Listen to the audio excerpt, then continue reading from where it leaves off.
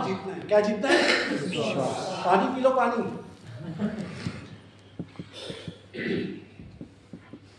कई लोग ऐसे भी।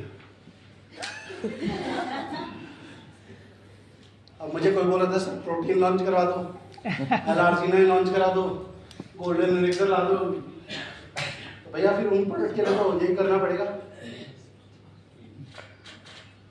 तो STP यानी शो द प्लान जो है वो शो द डेमो भी हो सकता है और वो शो द प्लान भी हो सकता है।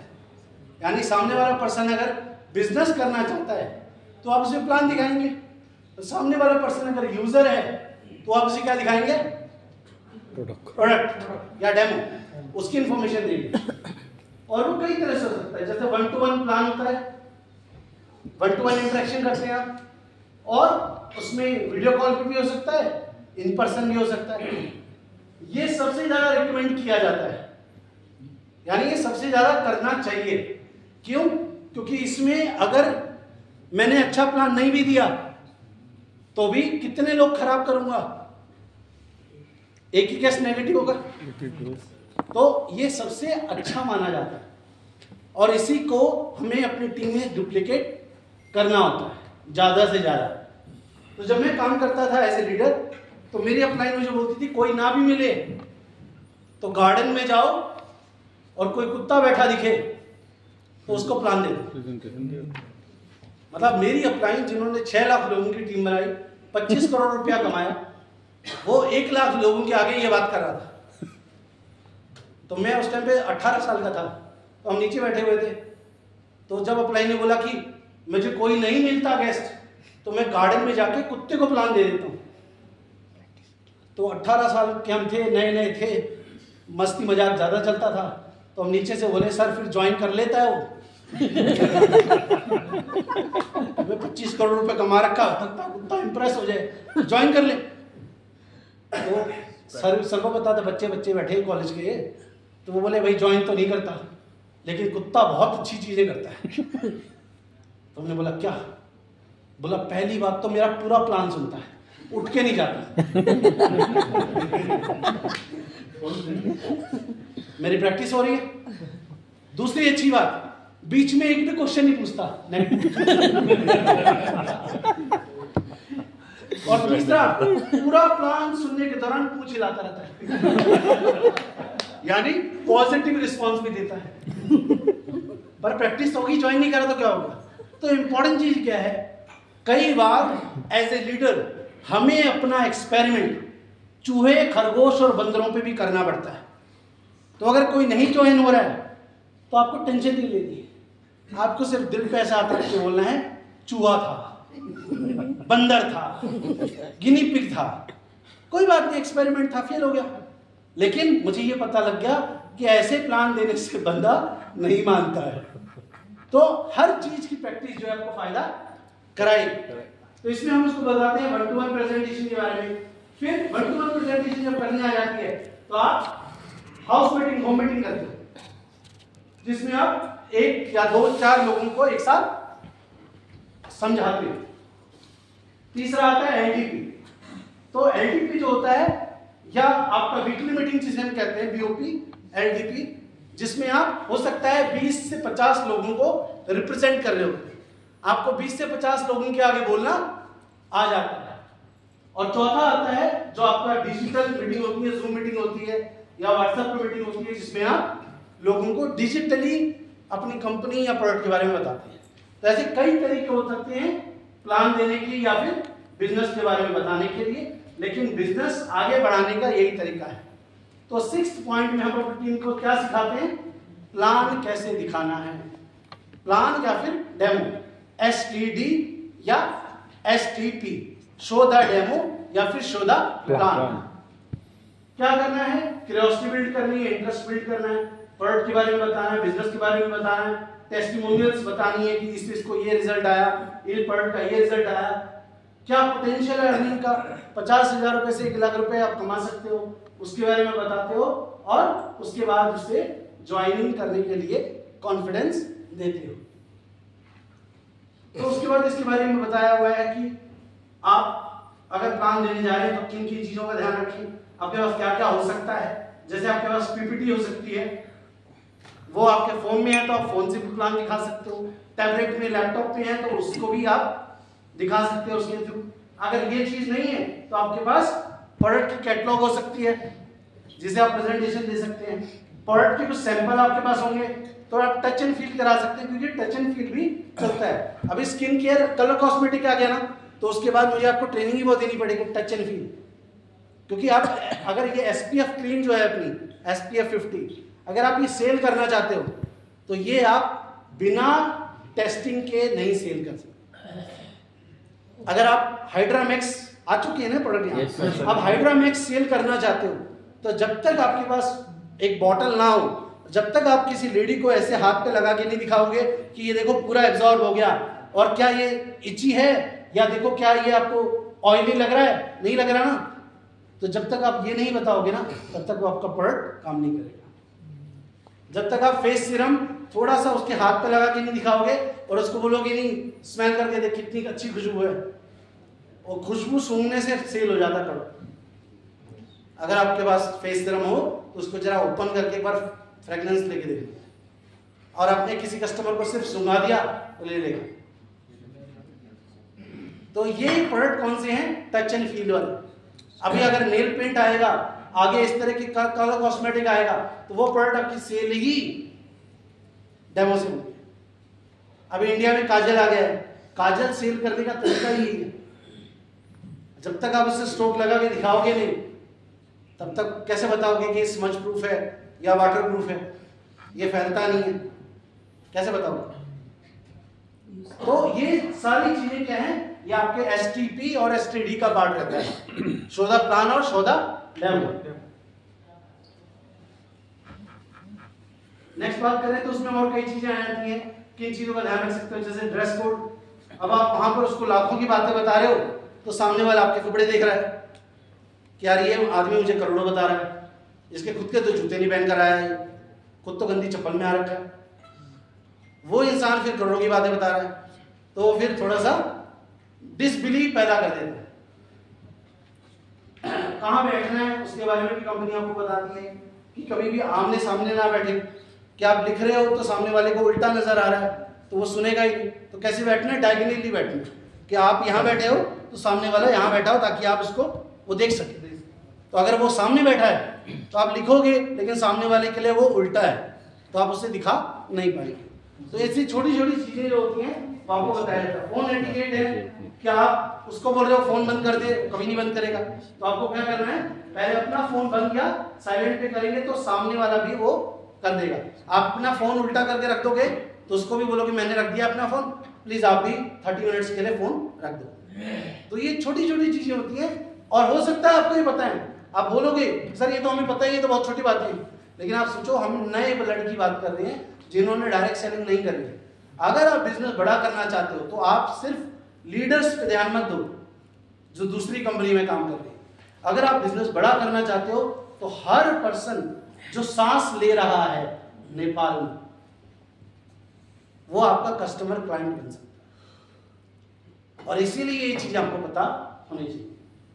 White board generally 1-to-1 presentation में, ग्रुप मीटिंग में अवॉइड करने के लिए कहा जाता है, क्योंकि जब आप गेस्ट को व्हाइट बोर्ड पर प्रेजेंटेशन देते हो, 2-3 लोगों को ये व्हाइट बोर्ड पे देते हो तो उसको लगता है अब अच्छा ये सिखाएगा, ये टीचर बनेगा, तो सामने वाला कई बार ध्यान से नहीं सुनता है। लेकिन 2-4 लोग अगर बैठे हैं तो उसको आप जब पेज पे समझाते हो, लिखकर समझाते हो, तो वो बॉन्डिंग बनती है। हाँ, व्हाइट बोर्ड प्रेजेंटेशन कब कर सकते हो, जब आप प्लान देने आ रहे हो और आपकी टीम आपकी प्रमोशन कर रही है कि काठमांडू से सर आ रहे हैं, तो वो आपको सुनने आ रहा है, आपकी एडिफिकेशन हुई है तो वो आपको ध्यान से सुनेगा, तब व्हाइट बोर्ड प्रेजेंटेशन या आपकी प्रोजेक्टर प्रेजेंटेशन ठीक रहती है। प्रोडक्ट के सैंपल आपके पास हो सकते हैं। 2-वे कम्युनिकेशन करना है, यानी आप ही ना बोलते रहें, उनको भी जगा के रखो जो गेस्ट बैठे हैं, हाँ ना करते रहो, उनसे क्वेश्चन पूछते रहो, समझ में आ रहा है कि नहीं आ रहा है। बॉडी लैंग्वेज कई चीजें रहती हैं, और अपनी प्रेजेंटेशन 30 से 45 मिनट्स में आपको कंप्लीट करनी होती है। उसके बाद फ्लो बताया हुआ है, जैसे आप शुरुआत में क्या है, आप फॉर्म फैक्टर इस्तेमाल करते हैं। फॉर्म फैक्टर में क्या है, फैमिली उसके बारे में पूछते हैं, आप अपनी फैमिली के बारे में बताते हो, उसकी फैमिली के बारे में पूछते हो कि आपकी फैमिली में कौन कौन है, तो आपको पता लगता है इसकी मम्मी पापा भी हैं, मम्मी पापा तो उनकी डेफिनेटली ओल्ड एज होगी, उनको कोई हेल्थ कॉम्प्लिकेशन भी हो सकता है ना, तो आपको पता लग जाता है कि इसको पर्ट की रिक्वायरमेंट हो सकती है। सेकंड आता है ऑक्यूपेशन, अब उस क्या जॉब करता है, बिजनेस करता है, कितना कमा लेता होगा, उससे पता लगेगा कि आपको क्या इसको पैसा कमाना भी इसकी नीड हो सकता है क्या। फिर आता है रिक्रिएशन, कि साल में घूमने कहाँ जाते हो, लास्ट घूमने कहाँ गए थे, तो आपको पता लगता है कि वो इंसान सिर्फ काम करे जा रहा है या रिक्रिएशन में भी है। लास्ट टाइम फैमिली के साथ डिनर पे कहाँ गए थे। अगर मैं आपसे ये पूछ रहा हूँ तो इससे मुझे क्या पता लग रहा है, क्यों पूछ रहा हूँ, मुझे ये पता लगेगा कि आपका रिक्रिएशन कैसा है। कहीं ऐसा तो नहीं है कि आप पैसा तो कमा रहे होगे अपने बिजनेस में, लेकिन फैमिली को टाइम नहीं दे पा रहे, एंजॉय नहीं कर पा रहे, घूम नहीं पा रहे, लाइफ जी नहीं पा रहे। तो मुझे फिर आपको क्या पिच करना पड़ेगा, ना मुझे प्रोडक्ट बेचने हैं ना प्लान बेचना है, मुझे तो बताना है डिजॉय में यार सर एंजॉय बड़ा है, अभी मैं यहाँ टूर कर आया हूँ, अभी मैं यहाँ टूर पे जा रहा हूँ, अभी मेरी थाईलैंड का टूर आया हुआ है, बस मैं तो घूमता ही रहता हूँ। तो क्या है, वो रिक्रिएशन वाला पॉइंट उसका आपने हिट कर दिया। कौन सा बटन दबाना है वो कैसे पता लगा, फॉर्म मेथड से। और एम मोटिवेशन भी हो सकता है और एम मनी भी हो सकता है, कि उसको क्या चीज मोटिवेट कर सकती है। तो इसमें आप क्या लेके चलते हो, फैमिली पार्ट में आ जाता है कि कौन सी सिटी में रहता है, मैरिड है नहीं है, फैमिली में कौन कौन है, पता लग जाता है कितने बड़ी फैमिली है, ठीक है। अब डेफिनेटली अगर मान लो मैं हूं, मेरी छोटी बहन है, मैं आपको बता रहा हूं, तो अगर अनमैरिड है सिस्टर, तो डेफिनेटली सिस्टर की मैरिज तो करनी होगी, तो फिर पैसा भी चाहिए होगा, तो वो एक फैक्टर बन गया। पेरेंट्स बीमार हैं, पेरेंट्स को डायबिटीज है, तो वो एक फैक्टर बन गया। तो आपको इससे शुरुआत में ही प्रेजेंटेशन करने से पहले ही आपको पता लग जाता है कि उसको किस चीज पे आपको एम्फेसिस करना है, किस चीज पे ध्यान देना है। समझ में आ रहा है? तो ये आपको रहेगा, मतलब आधा काम आपका ये बुक कर देगी।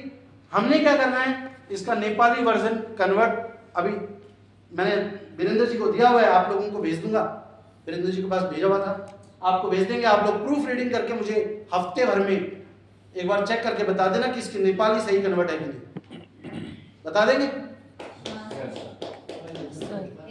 यस सर, यस सर, हाँ ना बता देंगे सर, यस यस। नहीं बोल पा रहे हो तो ऐसे हंस लिया करो थोड़ा। जो लेगा टेंशन उसकी वाइफ लेगी पेंशन, और डेजॉय में मिलती भी नहीं है पेंशन। पेंशन भी नहीं है, टेंशन देनी है लोगों को। कल का जो एनिवर्सरी है इतनी तरह से प्रमोट करना है, लोगों को टेंशन हो जाए कि अब क्या होने वाला है। अब कल का काम तो हो गया, अब का काम आपका है प्रमोशन का, वीडियोस, आप पिक्चर जो आपने बनाया है उसकी ऐसी प्रमोशन करनी है और 1 साल तक करती रहनी है जब तक अगला इवेंट ना आए। मैं तो ऐसे ही करता था। थर्ड पॉइंट आता है, अगर वो नॉन डायरेक्ट सेलर है तो आप उसको बताएंगे डायरेक्ट सेलिंग होता क्या है, क्योंकि हो सकता है उसको डायरेक्ट सेलिंग सही क्या है पता ही ना, हो सकता है वो नेटवर्क मार्केटिंग और डायरेक्ट सेलिंग को सेम समझता, तो आपको उसको बताना पड़ेगा। और अगर वो लीडर है तो आप ये वाला पॉइंट छोड़कर आप उसको व्हाई एंजॉय बता सकते। फोर्थ, आप अपनी पर्सनल स्टोरी बताते हो, क्योंकि उसके साथ रिलेशन बिल्ड करना है कि मैंने ये कंपनी क्यों ज्वाइन करी, मुझे क्या अच्छा लगा था, आज मैं क्या क्या चीजें यहां से अचीव कर पा रहा हूं। लास्ट आता है, फिर आप प्रेजेंटेशन देते हैं जिसमें आप उसको company profile, promoter, product, plan, people, company क्या क्या चीजें देती है उसके बारे में बताते हैं, discount, quality, loyalty program, offer, इन सब चीजों के बारे में बताते हैं और सिंपल वर्ड में प्लान समझाते हैं जो बिल्कुल शॉर्ट हो, जिसमें टेक्निकल चीजें ना हो। कैसे देना वो भी आपको बता देंगे अभी। जिसमें हम उसको बताते हैं रिटेल प्रॉफिट, यानी प्रोडक्ट आपको इतने का मिलेगा, आप आगे इतने का बेचकर पैसे कमा सकते हैं। 10% प्रॉफिट, आपको पता है दुनिया की ज्यादातर कंपनियां जो हैं वो 8% प्रॉफिटेबिलिटी में काम करती हैं। यूनिलीवर का आपने नाम सुना होगा, प्रॉक्टर एंड गैम्बल का नाम सुना होगा, ये जितनी बड़ी बड़ी कंपनीज हैं ये 8% प्रॉफिट पे काम करती है, यानी सिर्फ 8% प्रॉफिट। तो अगर कोई रिटेल प्रॉफिट 10% भी कमा रहा है तो वो उससे भी बेटर है, सिर्फ वॉल्यूम बड़ा करना। तो यूनिलीवर, प्रॉक्टर एंड गैम्बल 8% पे कमा रही है, लेकिन फिर भी बहुत बड़ा कर रही है। क्यों? क्योंकि उन्होंने अपना टर्नओवर हजारों करोड़ों का करा हुआ, इसलिए उसका 8% भी बहुत हो जाता है। पर अगर आप 1000 रुपए का 8% करोगे तो कुछ भी नहीं होगा। तो आप रैंक जर्नी भी बता सकते हो और आप सिस्टम बता सकते हो कि हमारी कंपनी में प्रॉपर ट्रेनिंग मिलती है। आज जैसे मैं आपको बताऊं, इंडिया में ना बहुत सारी इंश्योरेंस की कंपनी है। अब इंश्योरेंस कंपनी में अगर आप एडवाइजर बनना चाहते हो तो LIC भी है, बहुत बड़ी कंपनी है इंडिया की, सेमी गवर्नमेंट है, फिर बहुत सारी प्राइवेट कंपनीज हैं। उन कंपनीज में अगर आप काम करने जाएं, एडवाइजर बनने जाएं, तो वो कंपनियां ये नहीं बोलती कि हम कुछ अच्छा एक्स्ट्रा देते हैं। उन कंपनी में सबसे बड़ी लड़ाई किस चीज की पता है? एजुकेशन ट्रेनिंग की। जो कंपनी ये बता पा रही है लोगों को कि हमारी कंपनी में कल्चर अच्छा है, हमारी कंपनी में ट्रेनिंग देते हैं, आपको एडवाइजर बनने की अगर आपने ट्रेनिंग ली तो आप इंश्योरेंस में कामयाब हो जाओगे। तो सिमिलरली हमारे लिए भी आज के टाइम में कंपटीशन, प्रोडक्ट हर कंपनी के पास होगा, प्लान हर कंपनी के पास होगा, इंपॉर्टेंट क्या चीज होगा? Support system. बिजनेस प्लानर, अभी मैं बोलूं तो आपके नेपाल में कोई भी कंपनी ऐसी नहीं है जिसके पास ये बिजनेस प्लानर गाइड है इस तरह। अब मैं अगर लीडर होता तो मैं इसको प्रमोट कर करके ही बाकी सारी कंपनी के लीडर यहाँ ले आता, क्योंकि वो स्ट्रगल इसी चीज को लेकर कर रहे हैं, पता ही नहीं है, सब दौड़े जा रहे हैं। क्यों दौड़ रहे हैं पता ही नहीं, ना प्रोडक्ट काम कर रहा है, ना प्लान काम कर रहा है, सपोर्ट सिस्टम है। एक अपलाइन पे डिपेंडेंट थे, वो भी भाग गए।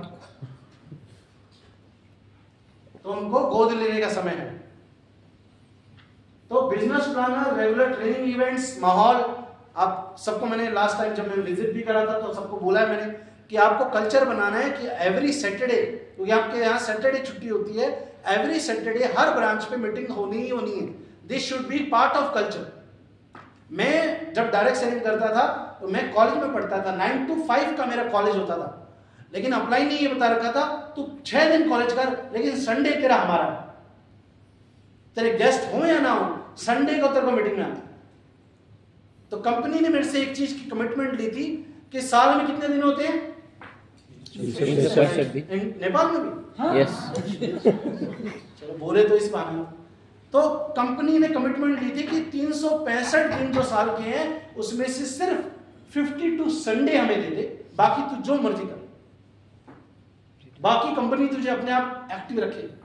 क्योंकि मोबाइल फोन कितना ही अच्छा हो, अगर चार्ज ना करो तो पत्थर, डेड। वैसे ही लीडर कितना ही अच्छा हो, अगर वीकली उसे बुलाकर काउंसलिंग नहीं करी, चार्ज नहीं किया, तो डेड होने में टाइम नहीं लगता। मैं बिलीव नहीं करना चाहता, लेकिन मुझे बिलीव यही आता है। मैं चाहता हूं ऐसा ना हो, लेकिन जो साइंस कहती है वो ये कह रही है कि जितने लोग कल एनिवर्सरी में आए ना, बस वही लोग जिंदा हैं डे जोइनिंग पर। जो नहीं आया वो एक्टिव नहीं है, क्योंकि कल के इवेंट से भी ज्यादा उसके जीवन में कोई और प्रायोरिटी थी, इसलिए वो नहीं आया। तो मेरी भी टीम में बाकी लोग जो आए थे वो ज्यादा प्रायोरिटी पे रहेंगे, वो कम प्रायोरिटी पे रहेगा। तो बिजनेस ये कहता है। तो इसीलिए आप अगर वीकली मीटिंग अगर करना शुरू कर दें तो वो वीकली मीटिंग क्या करेगी? 4 लीडर तैयार होंगे हर सैटरडे। कई जगह पे मैंने पिछली बार बताया था, कई जगह हो सकता है ना बताया हो। हर सैटरडे की मीटिंग आपकी, चाहे वहां 10 गेस्ट बैठे हों, 10 ज्वाइनर बैठे हों, लेकिन हर मीटिंग सैटरडे की आपके 4 लीडर तैयार करती है। पूछो कैसे? 2 ही लोग पूछे, चलो बाहर बता दिया। आपको नहीं पूछना कैसे सर? ये मोटिवेशन खत्म कर रहे हो। पहला लीडर वो जिसको होस्टिंग सिखाएंगे। गेस्ट बैठ गए, वो आकर सबको पहले एक्साइट करेगा, सबका मोबाइल बंद करवाएगा, उसके बाद अपलाइन जो आने वाली है उसकी भूमिका बनाएगा। तो वो क्या करता है? होस्ट बनता है। और मैं आपको बता दूं, अगर आप मेरे साथ हो तो अगली एनिवर्सरी में होस्टिंग लीडर्स करेंगे, और वो भी 1-2 नहीं, 8 होस्ट होंगे। 8। पहले 2 घंटे 2 होस्ट, अगले 2 घंटे 2 होस्ट, अगले 2 घंटे 2 होस्ट, 8 लीडर को स्टेज मिलेगा होस्टिंग के लिए। लेकिन वो लोग जो सैटरडे मीटिंग के अंदर पहले ट्रेन हो गए, नहीं तो एक्सपेरिमेंट हो जाए। तो क्या बनेंगे, हर सैटरडे एक तैयार होगा होस्ट जिसे माहौल बनाना आता है। फिर दूसरा कौन सा होगा, जो प्रोफाइल और प्रोमोटर के बारे में बताएगा। तो उसे क्या आ गया, प्रोफाइल और प्रोमोटर बताना आ गया।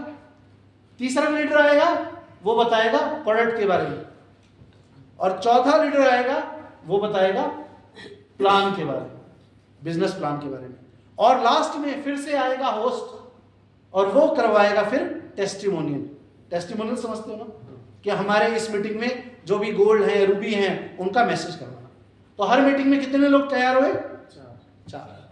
और हर सैटरडे अगर अलग अलग 4 लीडर तैयार करने शुरू कर दिए मैंने, तो 6 महीने के अंदर अंदर आपकी टीम में बहुत सारे लीडर होस्टिंग जानते होंगे, बहुत सारे लीडर को प्लान देना आता होगा, बहुत सारे लीडर को प्रोडक्ट प्लान, कंपनी सब बताना आता होगा। This is the system of direct selling. You build people and people will build your business. Clear है? कर लेना बस। सैटरडे मीटिंग या तो आप करना शुरू कर दोगे या बोल दोगे कि गौरव सर को इंडिया भेज दो।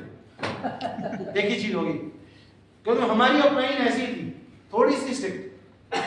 हम बोलते थे कि सर आप मेरी ना टीम आपसे ना डर जाती है, आप डांट देते। तो सर बोलते थे भाई देख, मेरी ट्रेनिंग में लाएगा या तो वो कामयाब हो जाएगा या छोड़ जाएगा, एक ही चीज हो सकती है। पर अब मैं लीडर तो हूं नहीं, तो या तो आप करने लग जाओगे या मुझे भेज दोगे, बोलो इसको बाद भेज दो वापस इंडिया भेज दो, एक ही चीज होती है। तो लास्ट जो चीज आता है वो आपका होता है ये जो है अपॉर्चुनिटी। 10-15 मिनट के अंदर आप प्रेजेंटेशन एक्सप्लेन करते हैं।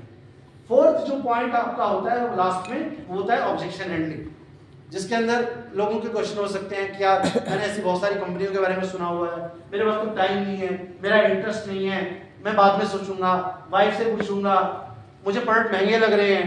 ऐसे बहुत सारे क्वेश्चन होते हैं और वो ऐसे तकरीबन 30 क्वेश्चन जो हैं वो बिजनेस प्लान गाइड में लिखे हैं, उनका क्या आंसर देना है वो भी लिखा हुआ है।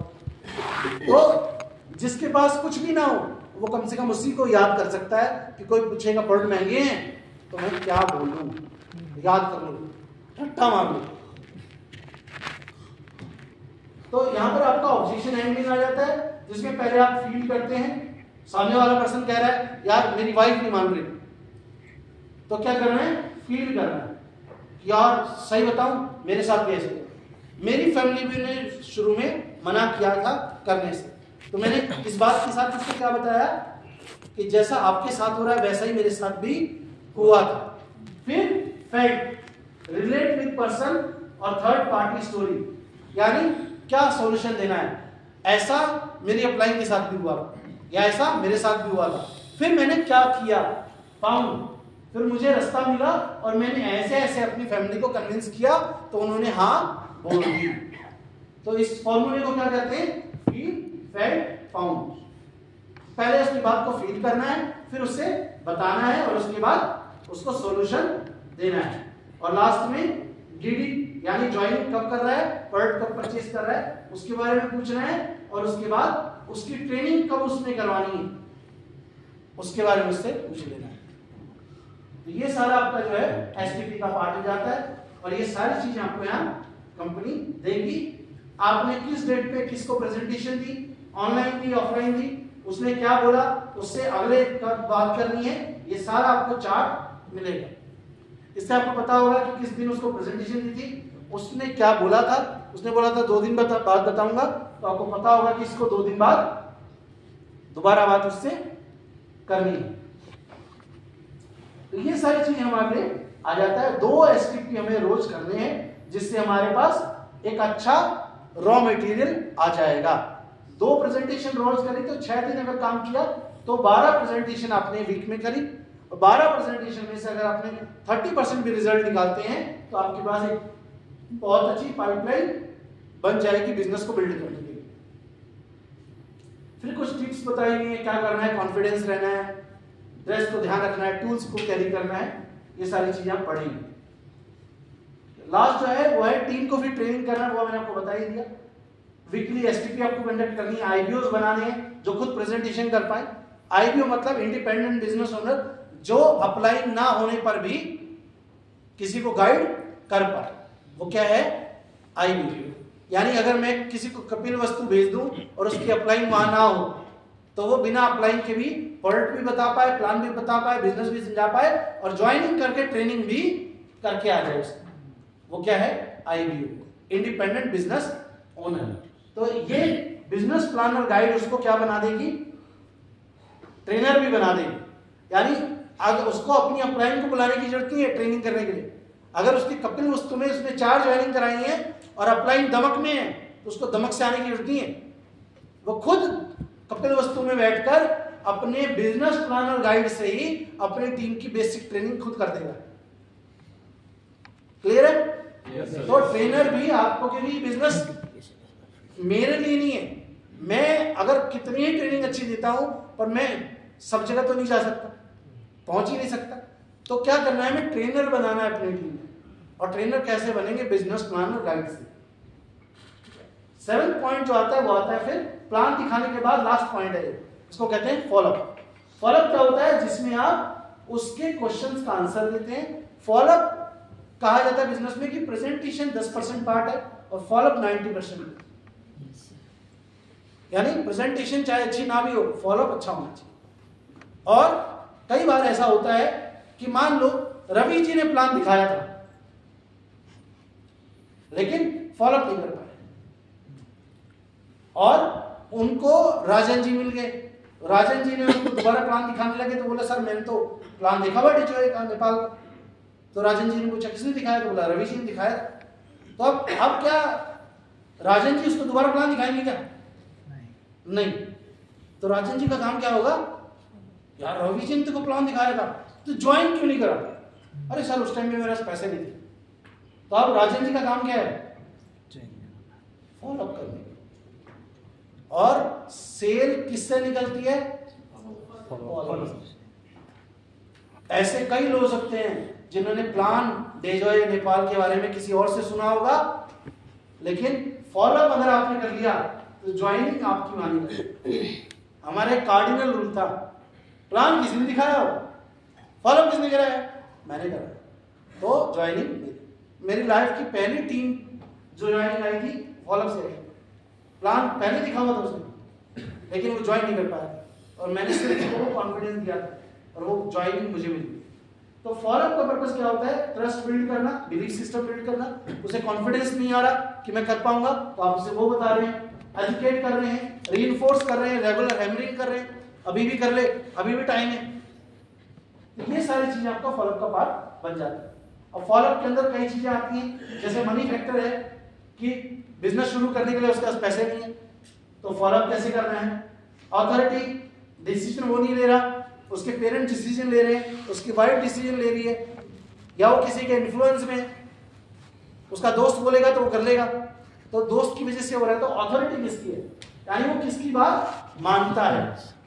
और ये क्या है, मनी, यानी उसको पैसे की दिक्कत है। और तीसरा नीड, नब्ज पकड़नी जरूरी है।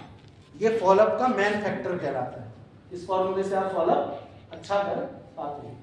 तो ये हो गया आपका गोल्डन रूल। क्या है फॉलोअप के, 24 से 48 घंटे में फॉलोअप हो जाना चाहिए।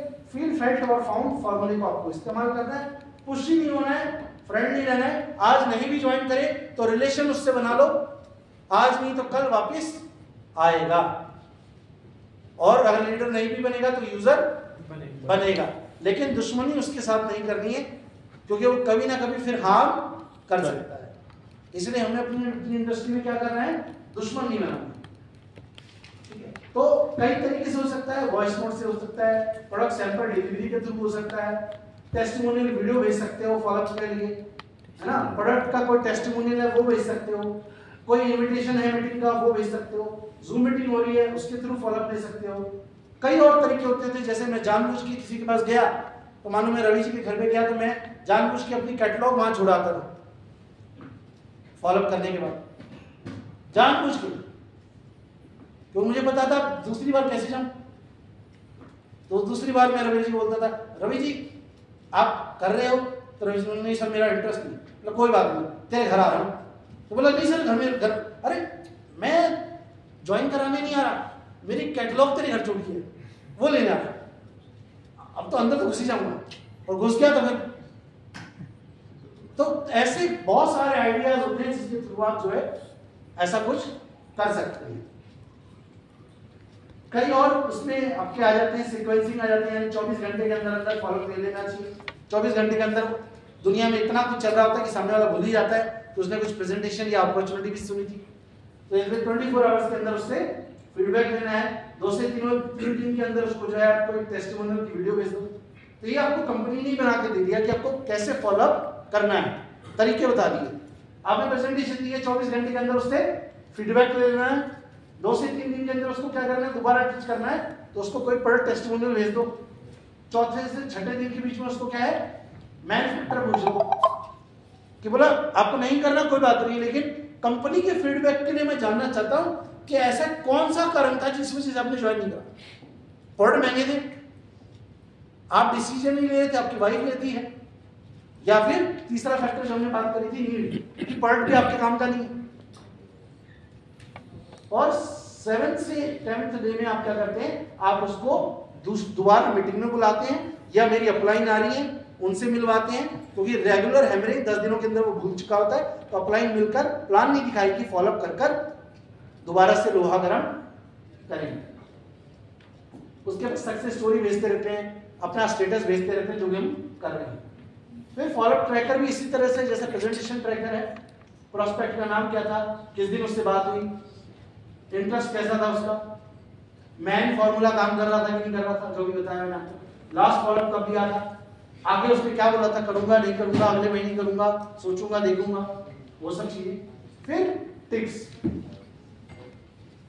कि क्या क्या चीजें आपको ध्यान रखनी है, तो ये सारी चीजें आ जाती हैं। उसके बाद आपका आता है 7 डेज ब्लूप्रिंट। इसको मैं आपको सिर्फ सिंपल वैसे बता देता हूं कि हमें बेसिकली एक आईपीओ को क्या करना है, जैसे बच्चा होता है स्कूल में, तो बच्चे को पढ़ाना तो बहुत कुछ होता है, तो टीचर्स क्या करते हैं, टाइम टेबल बना देते हैं कि मंडे के दिन कौन कौन से सब्जेक्ट पढ़ाए जाएंगे, ट्यूसडे क्या क्या पढ़ाया जाएगा, वेडनेसडे क्या पढ़ाएंगे, थर्सडे क्या होगा, फ्राइडे क्या होगा, सैटरडे क्या होगा, किस दिन गेम्स पीरियड होगा, किस दिन म्यूजिक पीरियड होगा। क्लियर होता है? नेपाल में भी ऐसे होता है, ऐसे होता है। वैसे ही हमें हमारे हर लीडर का भी टाइम टेबल बनाना है। जैसे मैं जब डायरेक्ट सेलिंग करता था तो मेरा टाइम टेबल ऐसा होता था, संडे मीटिंग होती थी, मंडे ट्यूसडे उन गेस्ट का फॉलोअप होता था, ट्यूसडे के दिन सेल क्लोज करनी होती थी, वेडनेसडे के दिन जितने भी लोग मंगलवार को ज्वाइन होते थे उन सब की ट्रेनिंग के लिए वेडनेसडे का दिन डिसाइडेड था। तो पूरे इंडिया में ये सिस्टम था। वेडनेसडे को अगर कंपनी में आप पूरे इंडिया में कहीं भी देखोगे तो पूरे वेडनेसडे में पूरी कंट्री में एक ही चीज हो रही थी, बेसिक ट्रेनिंग। थर्सडे के दिन पूरी कंट्री में, पूरे देश में एक ही चीज हो रही थी, 1-to-1 मीटिंग्स, क्योंकि वेडनेसडे की जिनकी लिस्ट बनाई, थर्सडे और फ्राइडे का दिन उनकी मीटिंग्स हो रही थी। सैटरडे का दिन होता था, थर्सडे और फ्राइडे जिनको मीटिंग दिखाई है उनको सैटरडे को इनविटेशन देना है कि वो संडे अपलाइन से मिलने हैं। तो आपके हर दिन डिसाइड हो गया। अब आपके पास कोई भी दिन ऐसा नहीं है जिस दिन आप ये पूछो अपलाइन से कि सर आज मुझे पता ही नहीं है क्या करना है, क्योंकि जब आप अपनी टीम को फोन करते हो तो पहले उसको बताना पड़ता है कि आज तो ये काम करो, सर आप बताओ क्या काम करो, मैं कर दूंगा। तो कंपनी के करीब 7 डे का ब्लूप्रिंट जो है आप उसको दे सकते हो। तो जैसे फर्स्ट और सेकंड डे क्या हो सकता है, ओरिएंटेशन और सेटअप। उसको आप न्यू डिस्ट्रीब्यूटर ओरिएंटेशन प्रोग्राम कर सकते हो, उसकी स्पॉन्सर या फिर अपलाइन से मिला सकते हो। दे जो बिजनेस स्टार्टर गाइड खरीद कर दे सकते हो और उसको बोल सकते हो कि ये पढ़ना, क्या समझ में आया, और उसके बाद आप उसे पढ़ाएंगे। जैसे टीचर क्या कहता है कि अगले दिन ये वाला लेसन पढ़ाएंगे, तो कल सब लोग ये वाला लेसन घर से पढ़ के आना, तो जब क्लास में अगले दिन पढ़ाया जाएगा तो आपको आसानी होगी समझने में। ऐसा ही होता है नेपाल में भी। Yes sir. तो ऐसा ही हमारा ये स्कूल बन रहा है डेजर्ट ड्राइव, तो जिसमें आप लीडर तैयार करेंगे। डिफाइन योर वाई, तो पहले और दूसरे दिन में उसकी वाई क्लियर कर दी, कॉन्टेक्ट लिस्ट बनवा दी, व्हाट्सएप ग्रुप जो थे आपकी टीम के, कंपनी के, उन सब में ज्वाइन करवा दिया। कंपनी का जो व्हाट्सएप चैनल है उससे ज्वाइन करवा दिया, ताकि ऑर्डर फॉर्म, कंपनी के ऑफर, कोई भी वीडियो, वो सब तक उस तक पहुंचती जाए, आप फ्री हो जाओ इन सब चीजों से। तो ये क्या होगा, पहले और दूसरे दिन का काम ज्वाइनिंग करने के बाद। थर्ड और फोर्थ डे क्या है? थर्ड और फोर्थ डे आपको उसका पहला सौदा प्लान करना है और अपलाइन के साथ मिलकर, खुद नहीं करने के लिए बोलना उसको, अपलाइन के साथ मिलकर उसका प्लान करवाना है और डेजॉय प्रोडक्ट पर्सनली यूज करने के लिए कहना है। उसकी पहले होम मीटिंग फिक्स करवानी है कि तुम अपने घर पे 5-6 लोगों को बुलाओ, मैं मीटिंग करने आऊंगा। ये थर्ड और फोर्थ डे की एक्टिविटी होगी। एक प्रोडक्ट की वीडियो भेज दो उसको, क्या करने के लिए, देखने के लिए, और एक बिजनेस प्लान की वीडियो भेज दो ताकि उसको समझ में आ जाए कि क्या चीज है, और 5 लोगों को इनवाइट करने के लिए उसे कहना। फिफ्थ और सिक्स्थ डे क्या करना है, जो लोगों को मीटिंग दिखाई उनका फॉलोअप करवाना है, अपलाइन से मिलवाना है, और 2 लोगों को बस ज्वाइन कराना है उन जितने भी लोगों को प्लान दिया उनमें से। तो आपके पास क्या हो गया, इस एक हफ्ते के अंदर अंदर उस पर्सन को ज्वाइन कराकर आपने उसके थ्रू कितने लोग ज्वाइन करा दिए? 2 लोग। जाओ मोहन प्यारे। यस। रामायण खत्म होगी, अब पूछा ना सीता कौन थी, तो गड़बड़ हो जाएगी। तो फर्स्ट सेकंड डे क्या हुआ, एनडीओपी बिजनेस स्टार्टर गाइड उसको दी खरीद कर, उसको बोला वायर क्लियर करे, कॉन्टेक्ट लिस्ट बनाए और बिजनेस स्टार्टर गाइड को रीड कर ले। तीसरे चौथे दिन